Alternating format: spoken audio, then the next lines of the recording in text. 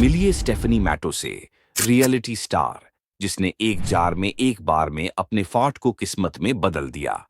90 day फयांसे की पूर्व star Stephanie मैटो एक बहुत ही असामान्य कारण से इंटरनेट सनसनी बन गईं।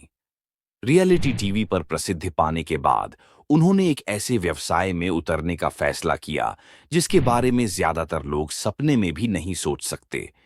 जार में अपने फॉट बेचना।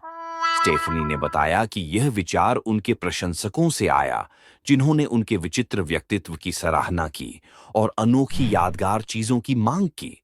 अपनी रियलिटी टीवी प्रसिद्ध और नवीनता वस्तुओं की बढ़ती मांग का फायदा उठाते हुए उन्होंने जार में बंद फॉट की विशेषता वाली एक उत्पाद लाइन लॉन्च की, जिसमें प्रत्येक जार की विशिष्टता को बढ़ाने के लिए एक हस्तलिखित नोट होता है। उन्होंने जार को मजेदार उपहार के रूप में बेचा और उनकी दुर्लभता पर जोर दिया। प्रति जार $1000 तक चार्ज किया। आश्चर्यजनक रूप से मांग बढ़ गई और स्टेफनी ने दावा किया कि उन्होंने कुछ ही हफ्तों में $2 लाख से ज्यादा कमाए हैं।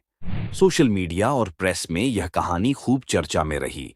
कई लोगों ने इसे बेतुका लेकिन दिलचस्प पाया।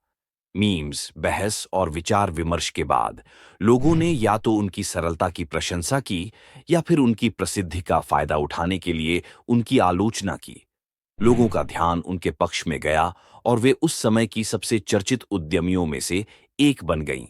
हालांकि सफलता के साथ-साथ चुनौतियां भी आईं। उत्पादन को बनाए रखने के लिए स्टेफनी ने अंडे, बीन्स और फाइबर शेक से भरा उच्च प्रोटीन वाला आहार अपनाया। इस तीव्र आहार के कारण अंततः पेट में बहुत दर्द हुआ, जिसके कारण उन्हें अस्पताल जाना पड़ा। डॉक्टरों ने उन्हें आहार बंद करने की चेतावनी दी, क्योंकि इससे उनके स्वास्थ्य को खतरा हो सकता था। इसके साथ ही उनके फाट इन एजार व्यवसाय का अंत हो गया, लेकिन स्टेफनी यहीं नहीं रुकीं।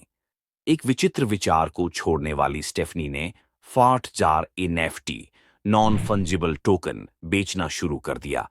इन डिजिटल संग्रहणीय वस्तुओं में भौतिक जार जैसा ही हास्य था, लेकिन इससे उन्हें व्यवसाय को अधिक सुरक्षित और टिकाऊ तरीके से जारी रखने में मदद मिली। उनकी कहानी इस बात का एक उदाहरण बन गई कि किस प्रकार प्रभावशाली लोग रचनात्मकता से धन कमाते हैं और चुनौतियों के प्रति अनुकूलित होते हैं।